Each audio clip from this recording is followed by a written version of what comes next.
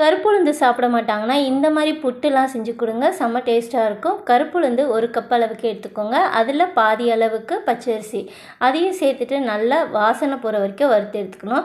இது கூட ஒரு 4 போல் ஏலக்காவும் சேர்த்துட்டு நல்லா வாசனை போகிற வரைக்கும் வறுத்துட்டு ஒரு தட்டில் நல்லா ஆற விட்டுருங்க. ஆற விட்டுனதை மிக்ஸி ஜாரில் சேர்த்துட்டு இந்த மாதிரி நல்லா நொர நொரன்னு அரைச்சி எடுத்துக்கணும். ரொம்ப இந்த புட்டுக்கு எப்படி அரைப்போம் அந்த மாதிரி அரைச்சி எடுத்துக்கணும். இதுக்கு தேவையான அளவுக்கு உப்பு சேர்த்துட்டு 1 டீஸ்பூன் போல் நெய் சேர்த்துட்டு கொஞ்சம் கொஞ்சமாக தண்ணி தெளிச்சுட்டு நல்லா பிசைஞ்சிக்கணும். கட்டி இல்லாமல் நல்லா கை வச்சு நசுக்கி நசுக்கி பிசைஞ்சிக்கணும்.